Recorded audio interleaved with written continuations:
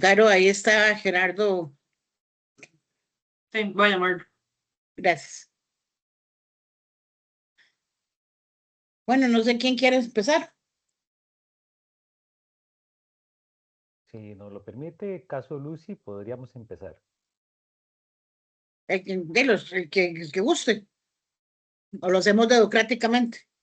Listo, entonces empezamos con el caso Lucy. Catherine, si sos tan Ok. amable de presentar la imagen que tenemos. El apoyo. Acá se te oye poquito. Acá se te oye muy bajito. Sí, claro. Y ahorita, así como tengo yo, ¿cómo se escucha? Ahora sí. Un poco mejor. Mejor, ok, voy a hablar así entonces. Creo que ya se ve. Sí, correcto, ya se ve. Katy, si quieres hacer vos la presentación inicial, entonces. Listo. Bueno, buenas noches, compañeros. El día de hoy vamos a exponer sobre el caso de Miss Lucy. Y para empezar, sería la sinopsis del caso, el cual fue trabajado por Freud en 1892. Lucy era una institutriz de Hipnosis, 30 años. Hipnosis, perdón. Lucy era una institutriz de 30 años que acudió a Freud porque padecía de una rinitis crónica. Había perdido también el olfato, se sentía como muy cansada, tenía mucha fatiga y también percibía lo que eran como olores que no estaban presentes. Por ejemplo, pastelillos quemados y el humo de cigarros. Lo más interesante de estos olores es que no tenían como una explicación médica, sino que estaban más bien como ligados a recuerdos cargados de afecto y conflicto. Como por ejemplo, el olor de los pastelillos estaba relacionado a una situación, a un evento que ella vivió con las niñas donde le expresaron bastante cariño. Por otro lado, el olor al cigarro estaba relacionado a un acontecimiento que pasó entre el patrono, un poco grotesco, con un amigo bastante cercano. Y bueno, detrás de estos síntomas, Freud logra descubrir que Lucy tenía un amor reprimido hacia el patrono, el cual trataba pues a toda costa de negar, ya que este sentimiento chocaba mucho con la posición social y los valores que existían en esa época y con la posición que ella tenía. Esta representación se transforma en síntomas físicos, logrando pues demostrar que el inconsciente puede expresarse a través del cuerpo.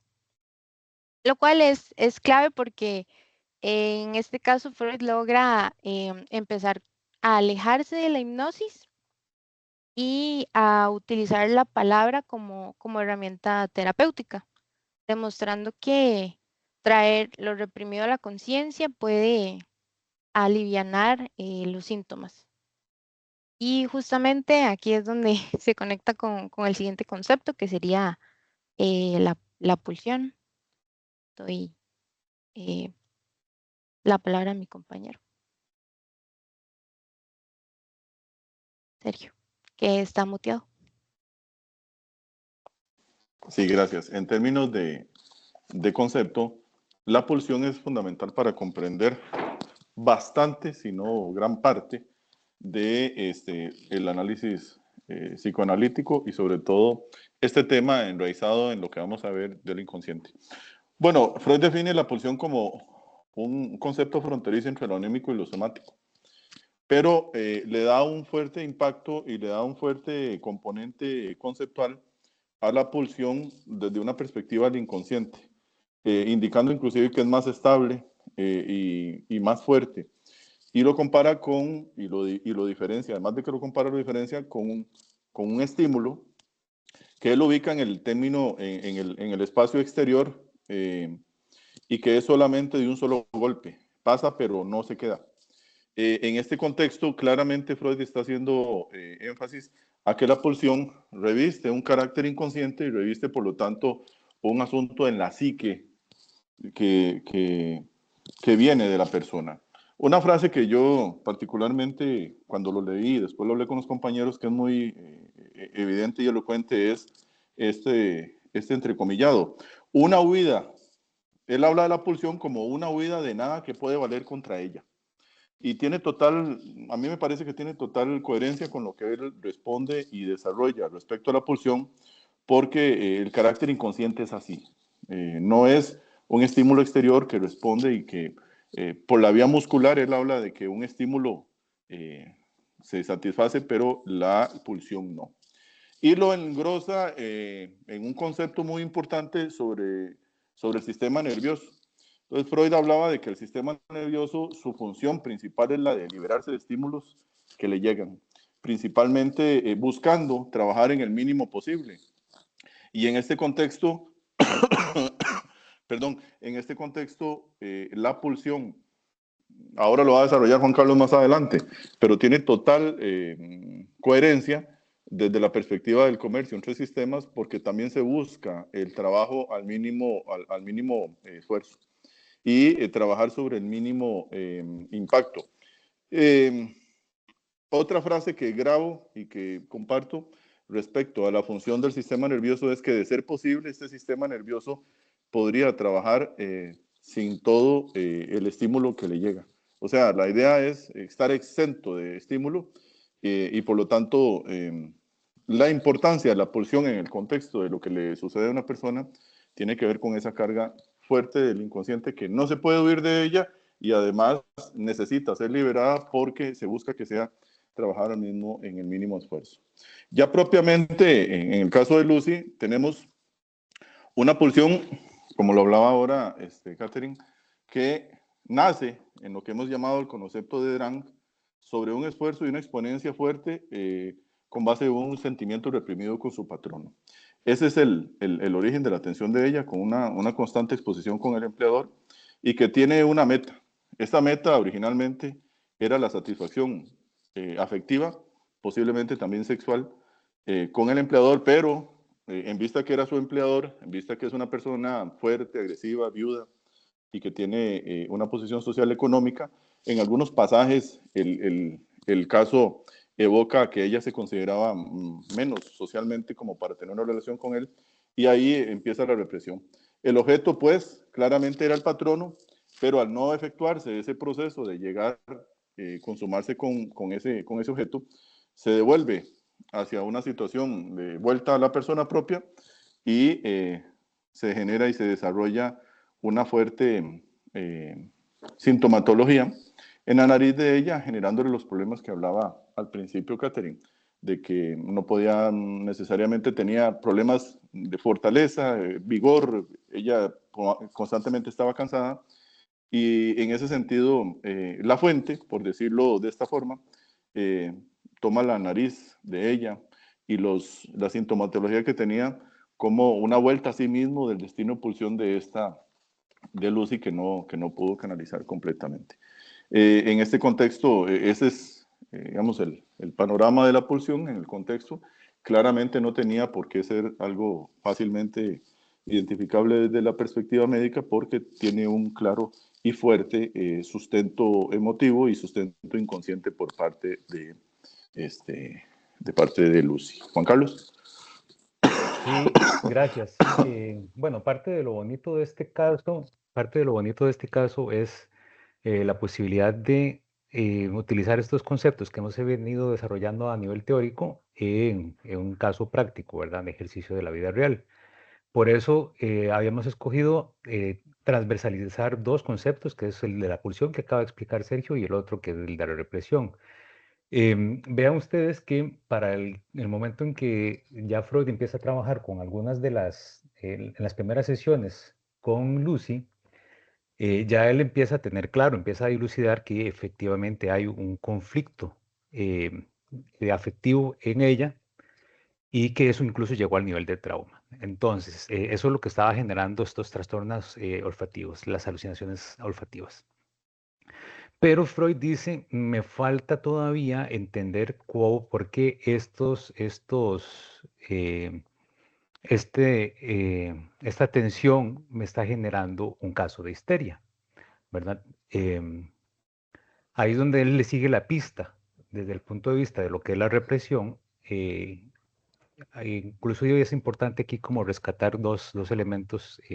Lo primero es que dice Freud que no es la pulsión lo que se reprime, sino la representación. Es decir, esa ansiedad o esa tensión sexual que puede haber previo en la paciente, no es que se reprime, lo que se reprime es la representación.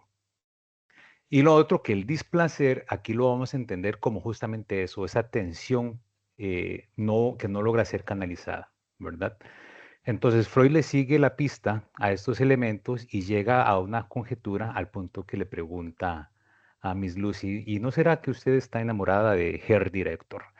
Entonces, porque él lo que encuentra es que había un elemento previo, que es ese displacer que tuvo que ser reprimido por la imposibilidad de que eso digamos, se ejecutara o se materializara. Este conflicto es el típico conflicto que encontramos entre la primera instancia, que es el ello, ¿verdad? Que es lo que los deseos sexuales que ella podía sentir hacia el director, y los principios morales y restricciones sociales de clase, que es lo que ya hablaron los compañeros previamente, que tiene que ver con esta agencia del superyo. Entonces, por eso aquí en la lámina ustedes pueden ver que la represión, según Freud, no es un mecanismo de defensa que se presente desde el origen, sino que tiene que haber primero una separación nítida entre lo que es la actividad consciente y la actividad inconsciente del alma. Y eso es lo que consiste en rechazar algo de la conciencia y mantenerlo alejado, lo más alejado posible de la conciencia. Eso es lo que está identificando Freud. En el caso de lo que es la represión, Freud identifica este acto psíquico, entiende que tiene un consumo constante de energía, que es lo que ya hemos hablado previamente en las clases, y por eso esta represión primaria que hemos también hablado, la represión primaria, que es la que resulta del primer conflicto entre el ello y el superyo, de la paciente, y luego la aparición de lo que llama Freud los retoños, ¿no? Que es lo que tiene que ver ya propiamente con la represión propiamente dicha. Entonces vean qué curioso, algo muy interesante en este caso de Miss Lucy, ella presenta las alucinaciones olfativas específicamente en relación con el olor a pasteles quemados, y hubo un momento en que ese retoño se transforma en otro, digamos que eso se obstruye por un parte de las relaciones, las interacciones que ella tenía con la familia del director, eh, y se transforma y aparece otro retoño que es un nuevo olor, el olor a cigarrillo, ¿verdad? Esto tiene que ver justamente con este juego de la represión.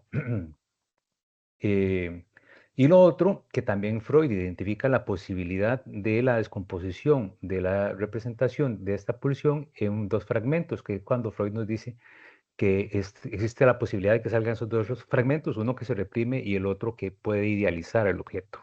Entonces, incluso nosotros nos preguntamos si estaba experimentando Lucy una suerte de idealización de ese objeto de afectos que deposita en el director. Esto como grosso modo relacionado con la represión, y para no extendernos mucho, entonces darle el paso a Marianela para que nos explique lo de las series complementarias. Gracias, Juan Carlos. Sí, básicamente de lo que han dicho los compañeros, vemos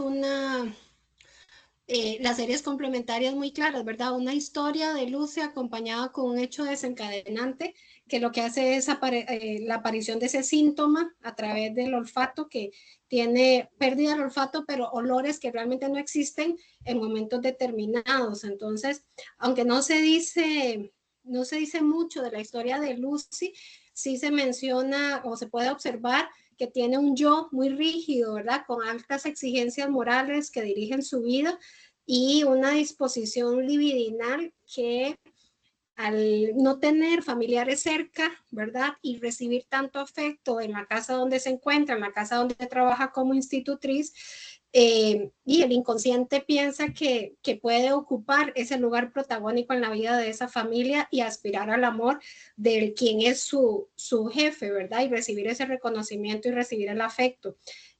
Considerando que también se menciona que en algún momento hizo la promesa a la madre de que cuidaría a las hijas. Entonces eso también la hace pensar que podría tomar esa posición. Pero claramente aparece el super yo que marca límites, ¿verdad?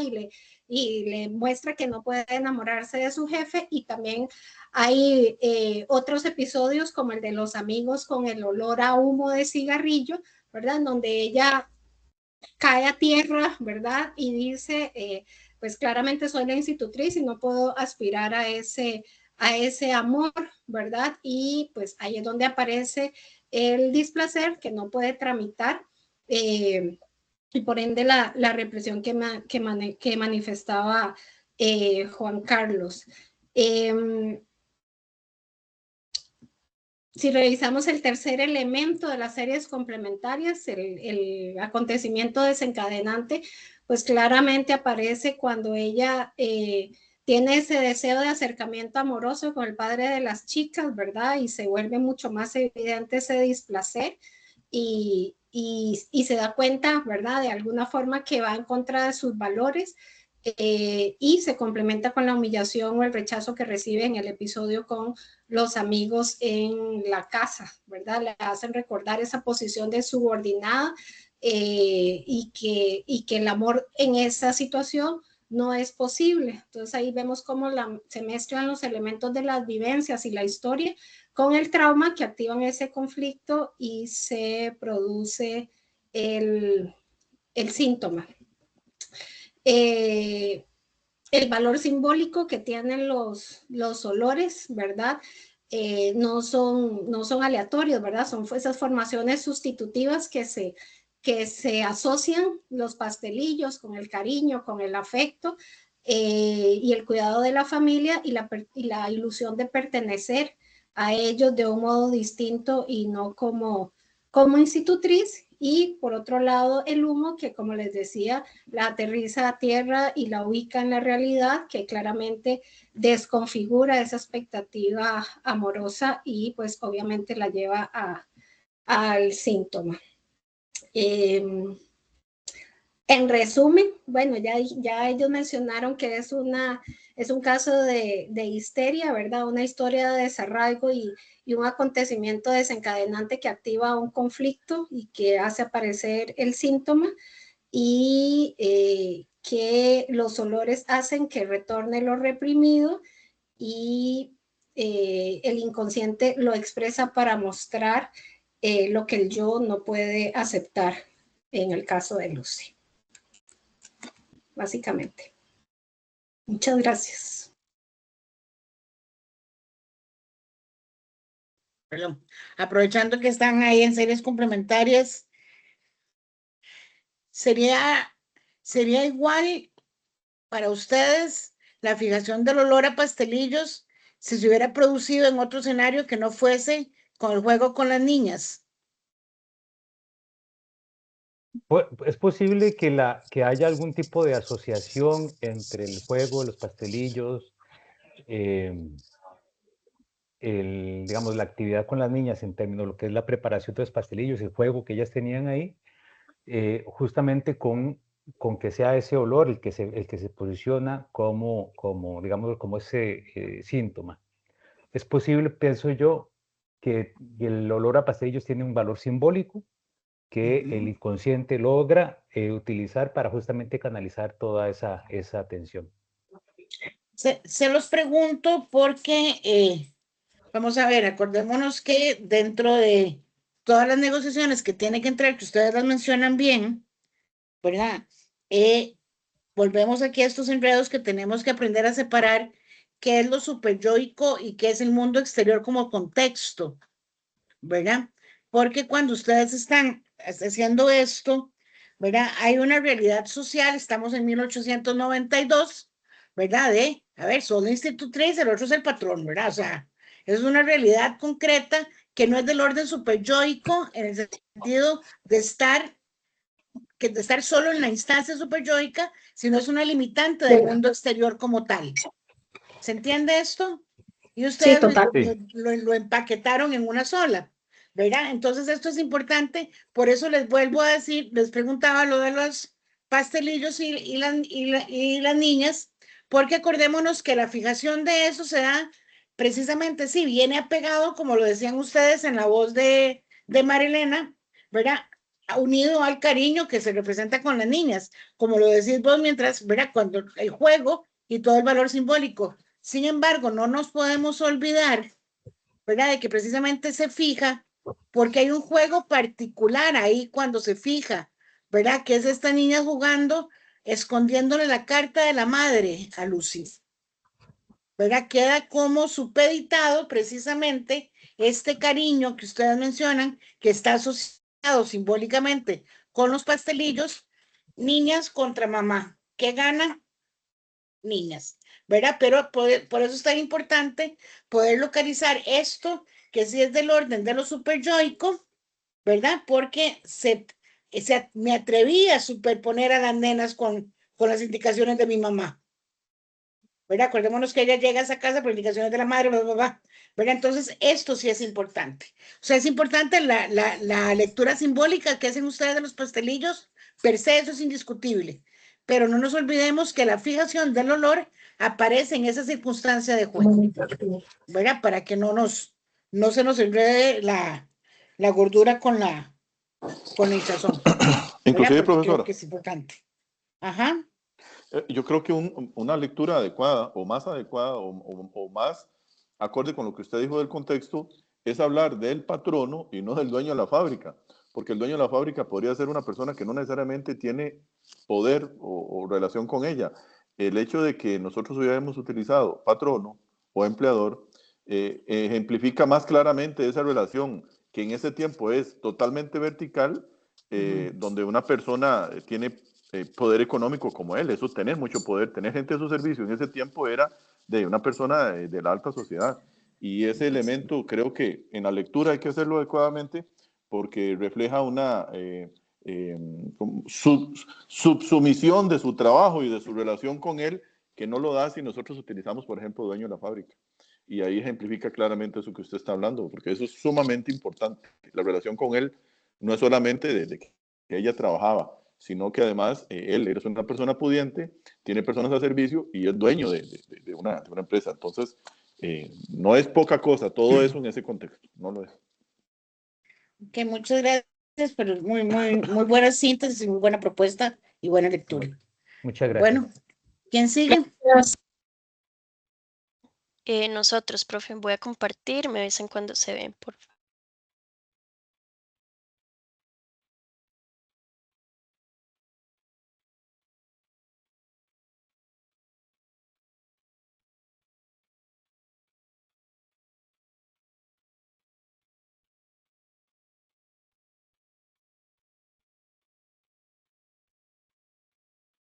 Estamos. ¿Ya logran ver? Sí, señora. Ok. Buenas noches, profe y compañeros. Mi grupo y yo les vamos a hablar, como pueden ver acá, vamos a presentar el análisis del caso clínico de Amy Bond. Fue trabajado desde el enfoque del psicoanálisis a partir de los aportes de Sigmund Freud. Iniciando con una breve introducción, este trabajo, el propósito fue analizar este caso clínico que Freud abordó en los inicios del psicoanálisis en una época donde todavía se utilizaban estas técnicas como lo fue la hipnosis. Este análisis se enfocó principalmente en la comprensión de síntomas histéricos que estuvieron relacionados con experiencias pasadas, afectos no elaborados y la manifestación en el cuerpo. Además, el trabajo se va a abordar desde tres ejes principales, como es la sinopsis del caso, las series complementarias y un concepto transversal.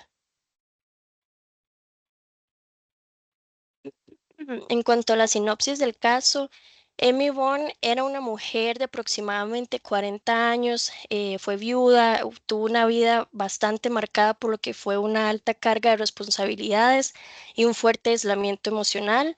Dentro de su historia se identificaron múltiples experiencias traumáticas, como fue la muerte de su esposo, los conflictos familiares desde la infancia y las situaciones prolongadas que tuvo de cuidado en lo que fue contextos de enfermedad. A pesar de eso, es importante también destacar que la paciente mantenía un alto nivel de funcionamiento intelectual y social, que es lo que justamente cuestiona la idea de que la histeria implica una debilidad mental. Freud sugirió que podrían existir factores no explicitados como aspectos sexuales que también influyen en el cuadro clínico. En este caso, los síntomas principales fueron los tics, como por ejemplo los chasquidos, tartamudeo, los dolores corporales y los estados de confusión. Esos síntomas no aparecen de manera aislada, sino que fueron directamente relacionados con las experiencias traumáticas no elaborados que tuvo Emmy Von y funcionando como una forma de expresión de ese malestar que ella tenía.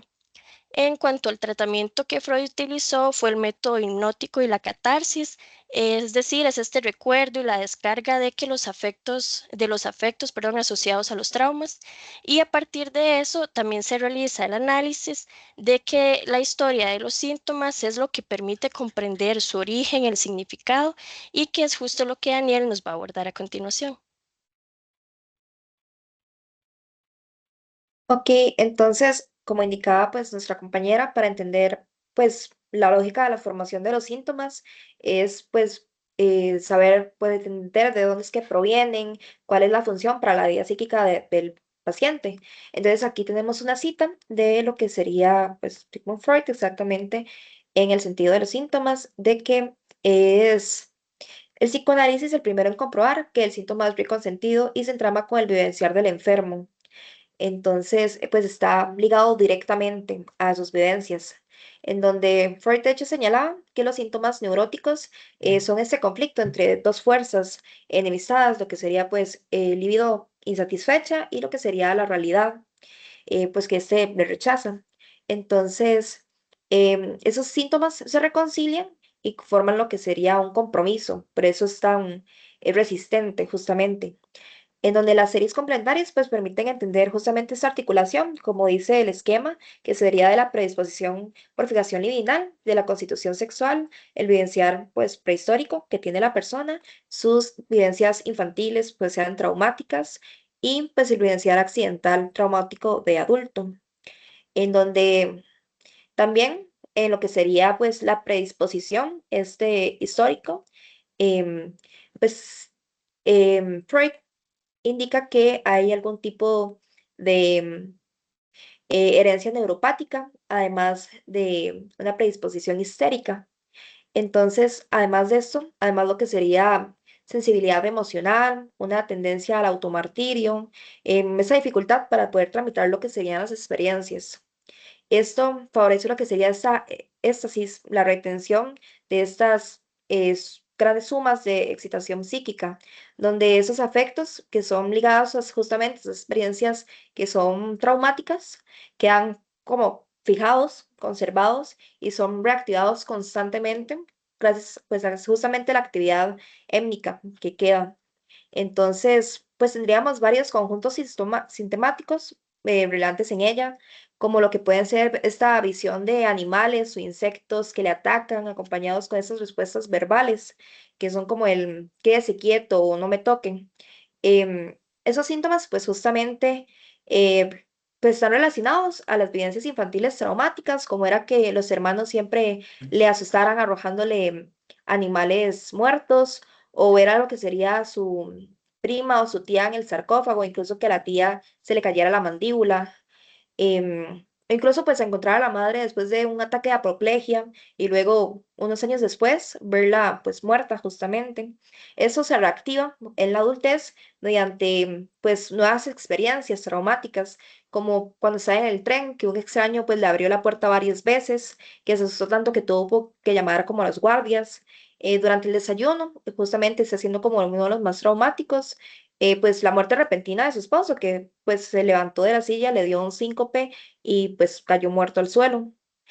Justamente luego de eso, también existe lo que sería uno muy marcado, que sería el rechazo a la comida, esa dificultad para comer, ingerir líquidos, pues esto sería asociado con una sensación de asco, Esto justamente por en la infancia las vivencias traumáticas que su madre, al ella no comportarse muy bien en la mesa, le hacía comer luego de horas la comida ya fría.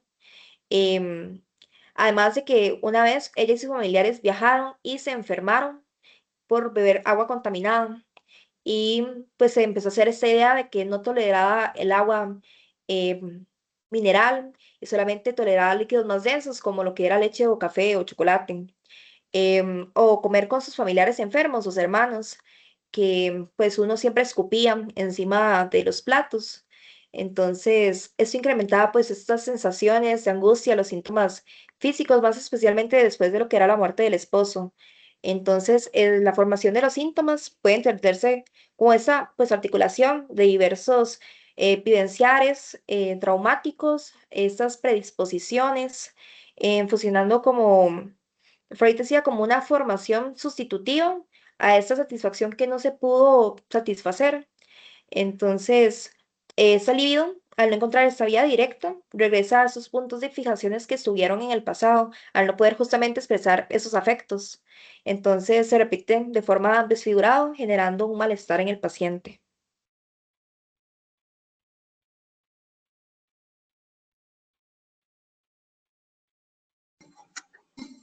Buenas noches, profesora y compañeros. Siguiendo la explicación del caso en concreto de Emi Bond N, vamos a tener acá dentro de los conceptos que vamos a aplicar, en este caso en concreto va a ser el de la represión. De hecho, parte de lo que está explicando Daniel es parte, como lo diría el otro compañero, es la parte práctica de todo lo que hemos venido escuchando en esta clase. Porque, por ejemplo, esta parte que genera en ella que no pueda tomar ciertos líquidos es, de hecho, porque en uno de los estudios, en una de las hipnosis que hace Freud con ella, puede verificar que ella recuerda que cuando era pequeña estos actos le generaron asco, el de comer comidas frías o ver a su hermano, que lo que entiendo es que ella, este hermano enfermo, tenía un salivadero en la mesa y por eso es que ella no sabe por qué es que tiene esa reacción a no querer comer o no tomar agua, porque lo tiene reprimido en el inconsciente el hecho de poder, de no poder recordarlo, digámoslo así, y por eso tiene este contenido doloroso que viene a ser el que ella no pueda alimentarse bien y no lo recuerda únicamente en la hipnosis según los apuntes que viene explicando Freud y que es uno de los primeros casos en los que también viene a indicar que la hipnosis no era lo más adecuado porque la paciente olvidaba cuando podía solucionar estos problemas, pero cuando despertaba no podía aplicarlo a la vida práctica. Y ahí es donde vemos que está aplicándose la represión como tal y que no le permite generar, esto no le genera placer. Y lo reprimido no va a desaparecer. Aunque se dice que ella está bien por periodos, vuelve a retomar el síntoma porque no lo trabaja como tal, porque no, esta pulsión de lograr satisfacción, pues no lo ejecuta ella en el proceso. Y por eso es que constantemente está ejerciendo, por ejemplo, estos sonidos o estos chasquidos o tartamudeos, porque no ha logrado resolver estas situaciones que están atrapadas en el inconsciente de esta mujer de Emi Bond. Y básicamente esa sería como la aplicación de la represión en este caso en concreto. Muy bien, yo continúo. Gracias. Yo continúo también con el tema de de la represión, la neurosis y la histeria. Bueno, es importante, ¿verdad? Cuando estábamos leyendo este caso que nosotros decíamos cuando nos reuníamos, pero pobrecita es esta paciente, cómo le pasan cosas y después otra, ¿verdad? Y era como una acumulación, ¿verdad? Que nos tenía así como acongojados y que era un caso muy complejo. Bueno, históricamente este caso es muy importante porque aparece en 1888 y 1889, que fue el año que Freud la atendió. Y también el tema que, perdón, el concepto transversal que nosotros escogimos es la represión, pero este aparece hasta 1915. Entonces ahí había que tomamos cierta distancia porque los términos que utiliza Freud, ¿verdad? Son histeria y neurosis. Entonces estuvimos buscando un poco, ¿verdad? Ambos para ver qué relación tenían con la represión, pues, y tienen pues bastante relación, ¿verdad? También este caso es importante porque también va a citar, por así decirlo, a sentar las bases de lo que va a ser después la formulación de las tópicas, como lo del inconsciente, que como lo vimos en las primeras clases, aparece como en una nota, ¿verdad? En este trabajo. Otro aspecto también importante históricamente es que Freud deja, por así decirlo, la metodología de la hipnosis para escuchar a la paciente, ¿verdad? De forma consciente, cuando ella le cita la pausa de que por favor la deje expresarse y él cae en cuenta de que de verdad la paciente sabe lo que está hablando, ¿verdad? Por medio de lo que después le vamos a llamar la asociación libre. ¿Verdad? Entonces, un caso, ¿verdad? En el que el mismo Freud de 1924 dice, cualquiera que lea esto, pues le va a dar como cierta risa compasiva porque de las herramientas que tiene en ese momento, pues no las había desarrollado, ¿verdad? Como la teoría de las tópicas, ¿verdad? Ni tampoco el de la represión. Entonces, por eso fue que nos basamos un poco en lo que es la histeria y la neurosis, ¿verdad? Entonces, y recordemos que Freud lo que sigue también es un método, en su momento un método catártico. Cada vez que ella habla de fobias, ¿verdad? Como la de los reptiles y demás, y él la analiza, ¿verdad? Y también le da ciertas instrucciones y la paciente logra cierta reacción, ¿verdad? Freud dice, bueno, ya logré algo, pero después veo que aparece otro problema, ¿verdad? Entonces aquí dijimos, aquí es donde hay bastante, todavía aspectos de la represión que no se han satisfecho, ¿verdad? No han logrado terminar, por así decirlo, de expresarse. Entonces, digamos, con las histerias, utilizando también el diccionario de la plancha. Tenemos, por ejemplo, la historia de la conversión, que es un conflicto, cito, ¿verdad? Es un conflicto psíquico que simboliza en diversos síntomas corporales y ella presenta muchos tics y demás, ¿verdad? Y también está la histeria de la angustia, que es cuando se fija en un determinado objeto exterior, como es el de las fobias, ¿verdad? Como es el caso de las, del miedo que tiene a las ranas. Aquí también nos llama la atención que, por ejemplo, Freud dice, bueno, ahí puede ser que haya una fobia, por así decirlo, universal a los anfibios, ¿verdad? Pero en el caso de ella, no es solo una fobia primaria, ¿verdad? Sino que es que ella la asustaban, ¿verdad? Con esto. Entonces también acá rescatamos, bueno, nos parece, ¿verdad? Que también está que la historia de cada paciente, ¿verdad? Para cada análisis también es único, que no es que existe una explicación, por así decirlo, de manual para poder explicar cada uno de los casos. Y ajá, y también, ¿verdad? Con lo que tiene que ver con la neurosis, y cito que es una expresión simbólica de un conflicto psíquico que tiene sus raíces en la historia infantil del sujeto y constituye compromisos entre el deseo y la defensa. Entonces, en estos términos del deseo y la defensa, ¿verdad? Encontramos que la represión funcionaría como una especie de protección de la psique, ¿verdad? Que en el momento en que Freud hace el análisis, pues no podemos hablar del inconsciente, ¿verdad? Sino tal vez en términos del alma, ¿verdad? O, bueno, de la psique, ¿verdad? Que son más, esta sensación de que hay algo más, ¿verdad? Algo profundo. Y entonces, em, lo que tratamos fue como de encontrar esta relación, ¿verdad? Entre neurosis, histeria y represión, ¿verdad? Y si encontramos por lo menos que es esta cuestión como de defensa y de expresión corporal, ¿verdad? Y que conforme seguía avanzando, pues iban apareciendo cada vez más, ¿cómo se llama? Más dificultades, ¿verdad? Eso sería.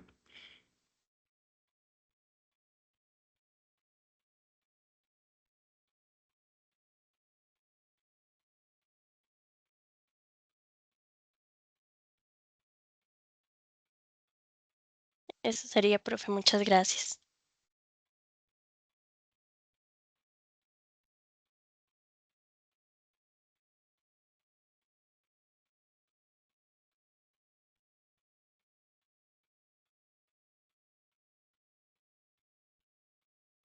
Profe, está en mudo por aquello, creo. El último grupo.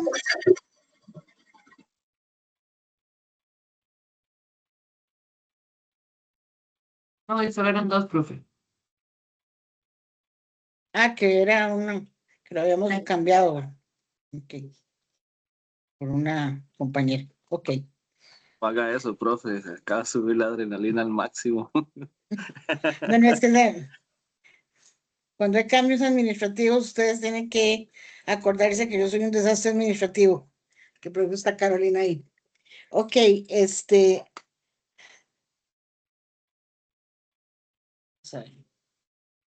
entonces para acomodarme yo con esto. Ok. Estamos aquí. Y esto se desaparece, pues soy yo la loquita que anda buscando las notas para sus calificaciones.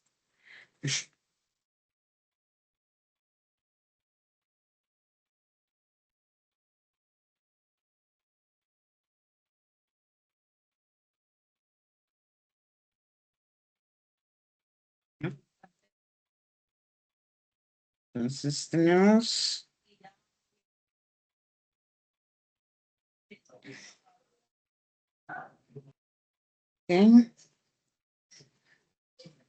para la próxima clase quedarían Elizabeth y Caterina, es así, ¿verdad? Estamos. Okay. Bueno.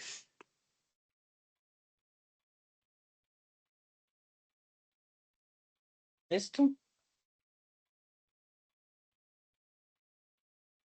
Y quedamos, ¿verdad? Solo porque ya la universidad pasó lo de la Semana Santa, ¿verdad? ¿Se acuerdan que nosotros ya hemos quedado de hacer la clase el lunes santo?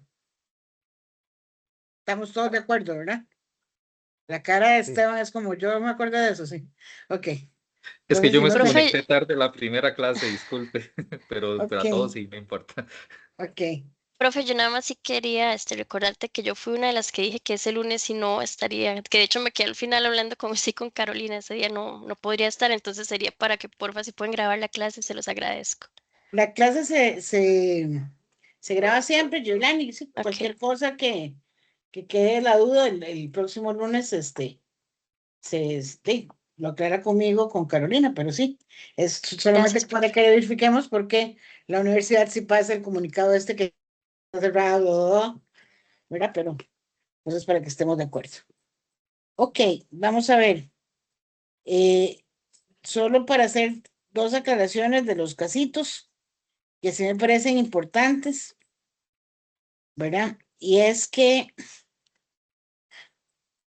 así como decíamos, ¿verdad?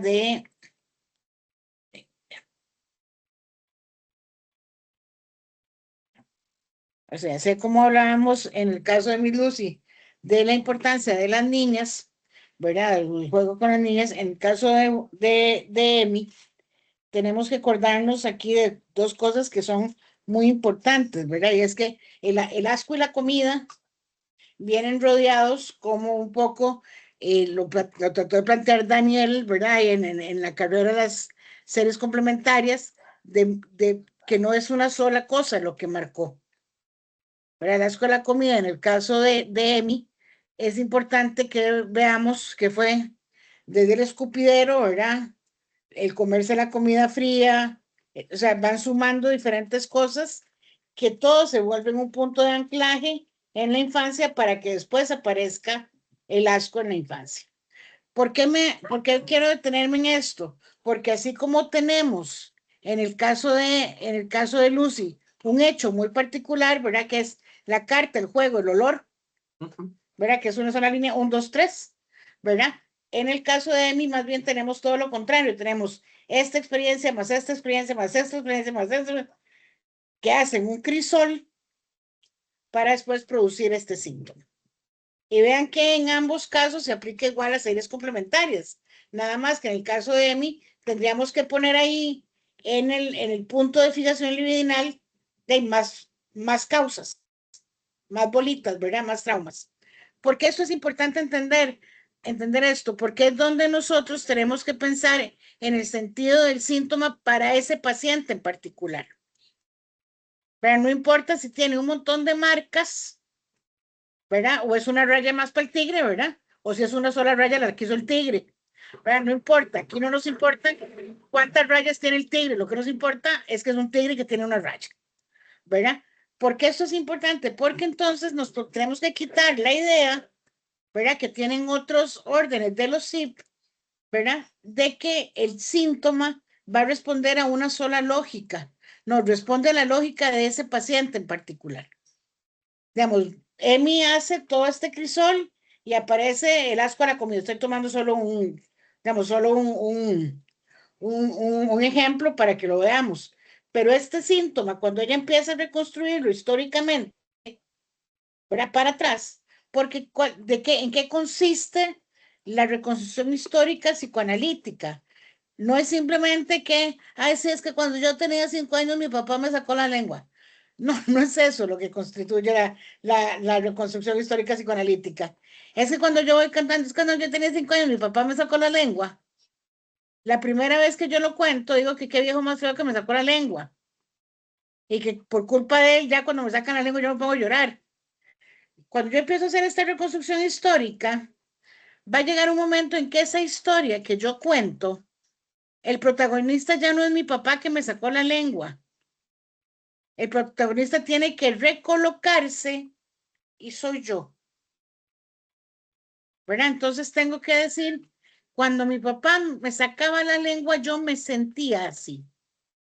Y a partir de eso que sentía, tuve que empezar a hacer una serie de cosas, hasta que tengo que serme responsable de que la lengua era de mi papá y que yo no tenía ningún control sobre esa lengua, pero que sí tengo control sobre lo que yo hago con la lengua mía, ¿verdad?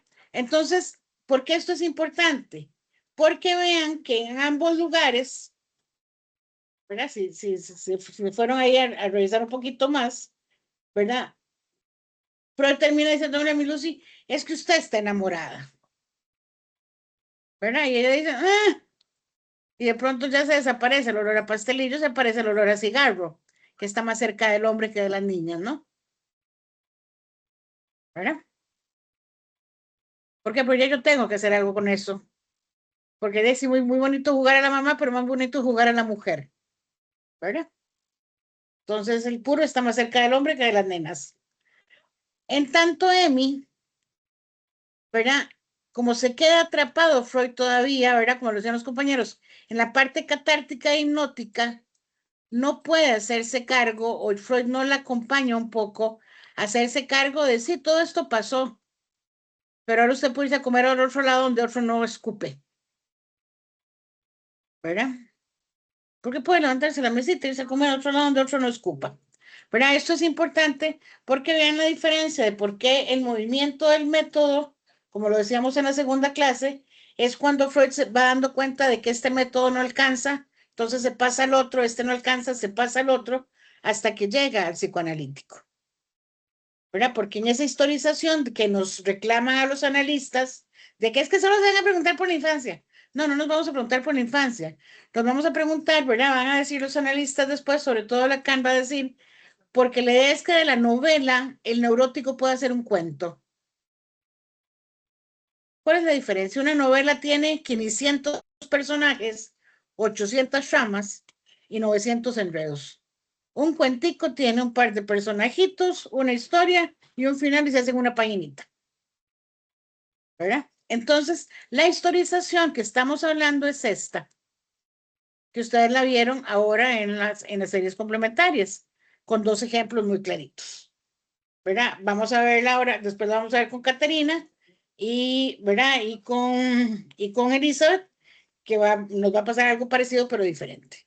¿Verdad? Entonces lo que quería es que ustedes vieran que en esta reconstrucción, porque hablábamos, ¿verdad? Que para la reconstrucción nosotros no empezamos de arriba para abajo, sino de abajo para arriba. ¿Verdad? El paciente llega y me dice, a mí me duele el dedo derecho, el dedo gordo del pie derecho. Entonces yo tengo que empezar a ver para arriba cuando apareció el dedo gordo, el pie derecho, el dolor, y ahí vamos. Entonces, en ese ascenso que yo voy haciendo, es que voy historizando. teniendo claro que la historización para el psicoanálisis va a ser recoger esos puntos y esas marcas de la relación de la persona con estos otros significativos. Y los otros significativos, acordémonos que no son los que están en 3D, son los que están introyectados. ¿Se acuerdan? Mi papá, mi mamá, o sea, no son los que tienen 3D. El de 3D no me sirve para nada. Digo, a ese le canto y le doy besos y lo abrazo y todo lo que ustedes quieran, ¿verdad? Pero en términos, ¿verdad? Nosotros no hacemos una exploración de verdad. ¿Por qué? Porque nosotros lo que cuenta es la realidad psíquica. Entonces, teniendo claro que cuando estamos hablando de la historización, estamos hablando de cómo yo, como individuo, me relaciono con esos objetos significativos, teniendo claro que son los objetos introyectados. ¿Verdad? Con ese papá que yo digo que me quería, que no me acuerdo lo que dije cuando dije que le sacaba la lengua. Bueno, que le quería hacer no sé cuando le sacaba la lengua. Perdón, porque ya no me acuerdo el ejemplo que di, ¿verdad? Pero, ¿por qué? Porque eso fue lo que yo introyecté, eso fue lo que yo recorté, y ese es el que va a producir la lógica sintomática. No es el papá del 3D, no es el hermano mayor del 3D, no es la tía, no es el maestro, hasta que la persona logra que el cuento que esté contando sea el propio. En términos de yo me sentí así con eso, que es diferente a el otro me quiso hacer o el otro me hacía. Ya te doy la palabra, Marilena. ¿Por qué? Porque esa es la historización que vamos a ir trabajando en psicoanálisis, ¿verdad? Cuando lleguemos a la cama vamos a revisar un concepto que se llama de asentimiento subjetivo, hasta que yo me hago cargo de que esta bronca es mía y que me toca a mí ver qué hago con ella. Bonito, regular, a medio camino, lo que salga. A veces salen cositas divinas, a veces salen medias feitas y a veces salen unos adefesios horribles, pero al fin es lo que salga. Marilena, ¿le escuchamos? Gracias, profesora. Nada más contar una anécdota relacionada con lo que usted está diciendo de cómo introyectan las personas en las situaciones, ¿verdad? Yo tengo una conocida que tenía problemas con la alimentación y era que no podía parar de comer, ¿verdad? Y en el analista, con el analista llegó a la conclusión de que cuando era niña sus papás le decían que tenía que comerse toda la comida porque en el mundo había muchos niños muriéndose de hambre. Entonces eso a ella le generó un trauma, ¿verdad? Y cuando ella lo contaba, los que estábamos alrededor nos parecía muy extraño, ¿sí? Porque yo creo que aquí muchos, los papás nos decían eso, a mí también me lo decían. Sin embargo, yo no lo introyecté de la misma forma que ella, ¿verdad? Y de repente, puede ser que a mí me haya generado un trauma, pero distinto, y ahorita en ese momento no lo veía, pero en ella sí estaba generando un trauma. Entonces me llama mucho la atención esa diferenciación que usted está diciendo de que todos tenemos una historia distinta y de repente podemos tener contacto con situaciones similares, pero lo introyectamos distinto. Por eso es muy importante entender que cuando nosotros nos vamos y escuchamos la psicología basada en la evidencia, ojo de qué estamos hablando, ¿verdad? Porque si el papá se sentó y le dijo a la amiga de Marilena, ay, vea, se come toda esa comida porque allá en Uganda los chiquitos están muriendo de hambre. Y le presentó las estadísticas de cuántos chiquitos se morían al día. Sí, pero no fue la estadística. Fue algo en esa introyección de ese padre y esa palabra que seguro al hermano no le provocó lo mismo, ¿verdad? Por eso tenemos que entender que nosotros con lo que lidiamos es con la realidad psíquica, ¿verdad? Y aquí sí quería yo hacer una observación de los compañeros, porque no sé si fue que por el estrés lo dijeron mal, ¿verdad? Pero no hay ninguna posibilidad de que el aparato psíquico funcione sin un estímulo pulsional, ¿verdad? Por eso la pulsión de muerte hay que tenerle tanto susto, porque la pulsión de muerte pulsa cero, ¿verdad? Y la pulsión cero es no pulsar, es dejar sin vida al aparato psíquico. Por lo tanto, es dejar sin vida a la persona, ¿verdad? Nosotros siempre vamos a necesitar algo que pulse, ¿verdad? Que en última instancia va a ser el deseo. Porque ustedes le metieron un no ahí, ¿verdad? Que no sé si fue por el estrés de la exposición que a veces pasa, pero el aparato psíquico siempre necesita algo que pulse, ¿verdad? Por eso cuando tenemos algo que pulse hacia la pura pulsión de muerte, hacia cero, por ejemplo, una melancolía, hay que pegarse una carrera. ¿Por qué? Porque la pulsión cero es la pulsión de muerte. Por lo tanto, ahí ya el aparato psíquico cae como tal, ¿verdad? No tiene más movimiento, ¿verdad? Entonces, sí es importante entender estas cosas. Y insisto otra vez, hagan el ejercicio siempre de el super yo, sí, pero también los límites del mundo exterior, ¿verdad? No son lo mismo, no son lo mismo. Y en este momento en particular, la clínica que van a recibir ustedes, eso va a tener que estar muy claro, señores. ¿Por qué? Porque en este momento, a ver, podemos decir, ay, sí, todos los chiquitos que se están muriendo. No sabes, es que no son todos los chiquitos que se están muriendo. Es que ahora resulta que un chiquito de 5 años agarra el teléfono de los papás y puede ver realmente cómo se mueren 10 niños por una bomba o 10 niños de inanición en 30 segundos. Y esas son las marcas que ustedes van a recibir que estaban en el mundo exterior. ¿Se entienden? Y eso no es del carácter superyoico. Eso no fue una construcción del superyo, ¿se entiende? Eso está ahí, concreto. Hace muchos años yo tenía una clínica en La Cuesta, que es a 200 metros de Panamá. Después, si quieren, les cuento cómo llegué a poner una clínica ahí.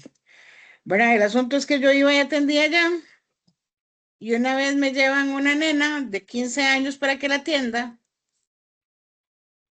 que de 15 años tenía el certificado de nacimiento, nada más. ¿Verdad? Porque de lo que entró no tenía 15 años. Lo que entró era una mujer arriba de 20 años. Y se sienta, cruza aquella pierna que era más larga que las caderas, dice Arjona, ¿verdad? Y me dice, ve, yo le voy a ser muy honesta, yo vengo aquí porque me trajo mi mamá. Pero si usted me dice qué posibilidades hay de que yo consiga todo lo que yo quiero conseguir terminando el colegio y sacándome buenas notas, me dice, tal vez la escuche. Y donde ella me dice que en ese lugar la posibilidad es hacerse la mujer del narco, del que trafica, del que frente al otro, y que mientras ella sea esta y se levanta y me enseña el producto a vender, lo otro es fácilmente accesible, ¿qué le digo? Ay, no, mira, estudia y termina la carrera, cuando ni siquiera tiene una carrera completa para poder estudiar ahí. Es qué haces con eso concreto que está allí. ¿Verdad? Por eso es muy importante tener claro cuáles son estas limitantes del mundo exterior, porque también tenemos que poder hacer algo con ellos. Por lo menos entrar a cuestionarlas. ¿Verdad? ¿Por qué? Porque si vos sabes que ese es el producto a vender, ¿qué pasa cuando ese producto ya tenga 30 años? Digo, no es que no sea el producto a vender, claramente es el producto a vender. Y claramente en 10 años va a tener 8 carros y todo lo que quiera. Pero cuando ese producto ya tenga 30 años, atrás vienen 15 de 15. ¿Se entiende? Pero si yo eso lo dejo en la configuración super yoica, se entiende que no puedo trabajarlo igual, porque la configuración super yoica presume un trabajo que se hizo para que eso llegara. Eso está ahí. Eso está ahí y no es una introyección, eso está ahí. Y está ahí una realidad que si se gradúa del colegio tiene 3 opciones universitarias en un campus que le va a dar los 2 primeros cuatrimestres y después tiene que moverse. ¿Verdad? Entonces sí es importante que siempre hagamos esa diferencia del mundo exterior y de las configuraciones superyoicas. ¿Verdad? ¿Por qué? Porque entonces, no porque no se puede hacer nada, sí, no se puede hacer nada, pero puedo cuestionar qué hacemos frente a ese mundo exterior y si hay posibilidad frente a ese mundo exterior. ¿Se entiende esto? Porque es tan importante. Porque además, si nosotros espero esto, hacer el comentario más cerrado de mi vida. De verdad, por favor, que me escuche el universo. ¿Por qué? Porque si nosotros seguimos desarrollando la rigidez de movilidad social que está desarrollándose en Costa Rica desde hace 20 años, las separaciones y la rigidez para poder moverse de un estrato social a otro cada vez va a ser más duro. Y las separaciones de clases sociales van a ser más duras. Y eso es lo que llega al consultorio.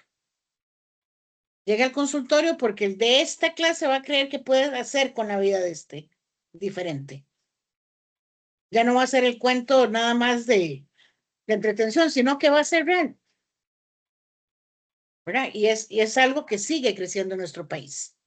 ¿Verdad? Sigue creciendo en nuestro país. Entonces, sí tenemos que aprender a separar la construcción superyoica del mundo exterior. No nos olvidemos que son 3 vasallajes, no son 2, son 3. Y tenemos que aprender a leer esos 3. Porque yo no puedo trabajar igual el vasallaje superyoico que el vasallaje del mundo exterior. O sea, los dos los tengo que cuestionar, los dos tienen que ser cuestionados en el análisis, pero no se cuestionan igual, porque uno se construyó y el otro está. ¿Se entiende la diferencia de esto, por favor? Y eso sí es importante que lo entendamos. ¿Ok? Bueno, ¿alguna otra pregunta, alguna duda? ¿No? ¿Preguntas para los compañeros de los casos? No. Sí, yo quisiera hacer una pregunta al grupo de EMI. Es que, bueno, Esteban hizo un comentario que me llamó la atención porque justo tuve una consideración, incluso la había hablado con Sergio. En el caso de Lucy, que es 1895, 1892, perdón, ya está el concepto implícito, tal vez no tan desarrollado como lo desarrolló 20 años después, pero ya está el tema de la represión. A mí, por lo menos la experiencia que yo tuve, que me sorprendió es, este maje duró 20 años desarrollando ese concepto. Y lo cual me parece fenomenal, que empeño, que quería preguntar básicamente qué experiencia tuvo Esteban en particular, no sé si es algo generalizable para el grupo, pero Esteban particularmente, ¿cómo asimilaste vos eso, verdad? De que el texto de la represión fue desarrollado 20 años después en el caso de Lucy o tantos años después en el caso de Demi. Sí, lo que queríamos encontrar era como una especie, por así decirlo, como de vasos comunicantes entre las características de la represión con las de la histeria y la neurosis, ¿verdad? Si había alguna relación entre ellas, ¿verdad? Y por lo menos lo que había encontrado en el diccionario, así conceptualmente hablando, pues sí la había, ¿verdad? Entonces, que Freud utiliza en este caso los términos de histeria y neurosis, ¿verdad? Y no cita la represión en ningún momento, es como, pues sí, ¿verdad? Que después de haciendo un análisis ya teniendo en cuenta la represión, pues sí se podría volver a ver el caso con esos otros términos, ¿verdad? También porque no están las tópicas presentes. Entonces creo que es más difícil hablar de represión si hace falta tanto material, ¿verdad? Especialmente la primera tópica. Listo. Eso es, digamos, de los casos clásicos de Freud, eso es lo enriquecedor de la lectura de esos 5 casos. ¿Verdad? Son 5 casos, están en el tomo 2. Yo espero que alguna vez ustedes den el permiso de leerse los 5 casos, porque parte del enriquecimiento que se recibe de esos 5 casos es ver precisamente cómo se fueron formulando, ¿verdad? Las diferentes cosas acá, ¿verdad? Como lo decíamos, el término de lo inconsciente surge, ¿verdad? En una nota al pie de página del caso de Emi, ¿verdad? Y eso lo vemos alrededor de los 5 casos de forma muy, muy clásica, ¿verdad? Y es importante esto que decía Esteban, porque aunque no tiene el concepto, piensa el concepto. O sea, uno puede ver el concepto pensado en el análisis, ¿verdad? ¿Por qué esto es importante? Porque es donde vemos cómo Freud maduró los conceptos, ¿verdad? Y los maduró solito porque no tenía con quién conversar de esta vaina. No, lo tenía en la jupilla él y no lo tenía con nadie más. Esa va a ser la gran diferencia con Jacques Lacan, ¿verdad? Que Jacques Lacan tiene o sea, tiene el mundo a sus pies para dialogar. Y además todo el mundo quería hablar con el tipo, ¿no? Como era tan histriónico y era, ¿verdad? Estos escándalos que hacía, ¿verdad? Entonces, desde los físicos a los matemáticos hasta los surrealistas querían hablar con él.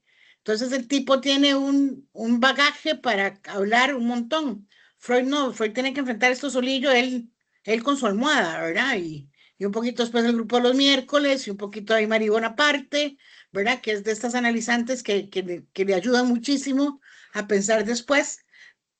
Pero eso es, yo espero que alguna vez ustedes tengan el permiso de leerse estos 5 casos, porque ahí vemos cómo lo va pensando, ¿verdad? Así como Emi le dice, déjeme hablar, ¿verdad? Anao es todavía más contundente, ¿verdad? El caso de Anao, que es un caso bellísimo, ¿verdad? Que es eterno, es larguísimo de leer, pero es un caso que todos los analistas tenemos que leernos, ¿verdad? Porque además es súper lindo porque nos toma de la manito y nos lleva por cada uno de los síntomas, ¿verdad? Freud en el caso de Ana O nos toma de la mano y nos lleva por cada uno de los síntomas de Ana O, que fueron 550, ¿verdad? Pero cada uno nos lleva por la manito y nos dice esto pasó por esto, vean la asociación con el papá, vean la asociación con el cansancio de la mano, vean la asociación con el cansancio de la pierna, esto tiene que ver con su formación educacional, esto tiene que ver con el perrito, esto tiene que ver con, ¿verdad? Ese caso es muy rico por eso, porque realmente vemos cómo él, sin decirnos que está haciendo asociación libre, nos hace todo el recorrido de la Asociación Libre de la Paciente, todo el recorrido de las series complementarias y nos lleva de la manito. O sea, no nos deja que nos perdamos ni un instante. Nos toma como niños chiquitos y nos lleva a recorrer el caso así. Juan José, ¿le escuchamos? No, yo no, era por error, yo no sé, tenía entendido, pero no estoy seguro, estaba confirmándolo, pero no me dio chance. Creo que hay una película sobre el caso de esta chica Nao, pero no estoy seguro, de una película de Cronenberg que se llama Un método peligroso. No sé si sea de ella, porque pero tengo la idea, no sé. El problema de un método, de un método peligroso son varios. Vamos a ver, está súper sucio el caso. O sea, muy sucio me refiero, no es el caso a la letra. Entonces ya ahí tenemos problemas. Y hay un sobreesfuerzo bueno, esto es mi lectura, hay un sobreesfuerzo de rescatar la histeria conversiva clásica, ¿verdad? Que no era necesario, digo, con el texto solito de la paciente hubiera sido suficiente. Todas las películas, porque yo creo que eso sí es como, excepto esta que yo les recomendaba al principio con el primer día de clases, que es un acto solemne de compromiso verla, ¿verdad? Por lo cansada y lo oscura y lo lenta y lo aburrida que es la película de History Channel de Freud, ¿verdad? Que uno tiene que verlo recién bañado, bien dormido y con una taza de café al frente, porque si no, no se logra. Todos siempre hacen como un esfuercito, digamos, de rescatar ciertas cosas, ¿verdad? O sea, inclusive creo que por eso hay que leerse como estas cositas para no quedar como atrapado en lo cinematográfico, ¿verdad? En ese sentido. Bueno, si no hay más preguntas, entonces quedamos hasta aquí. Estos dos días son de salir temprano para que no se quejen porque todos los demás salimos después de las 9 y nos vemos la próxima semana. Pregunta, ¿ya están entregados, Caro? Aquí me ayudas. ¿Ya están entregadas las parejas de los exámenes? No, eso no lo tengo. Chicos, ocupamos que eso le llegue a Carolina, por favor, para nosotros ordenarnos con las horas y poder hablarlo con ustedes. Entonces, porfa, si pueden resolver, ¿se acuerdan que por qué ocupamos parejitas para los exámenes, verdad? Sí. Entonces, ocupamos que manden esas parejas para que ya Caro y yo veamos cuántos son para irles asignando las horas. Entonces, porfa, que Caro tenga eso a más tardar el lunes. Entonces, porfa, se lo van mandando a ella según les vayan ocurriendo ustedes con quién quiere hacer el examen cada quien. ¿Estamos? Perfecto, profe. Bueno, Gracias. que tengan buenas noches. Nos Buenas vemos. Buenas noches. noches, muchas Gracias. gracias. Hasta luego. Gracias, profe.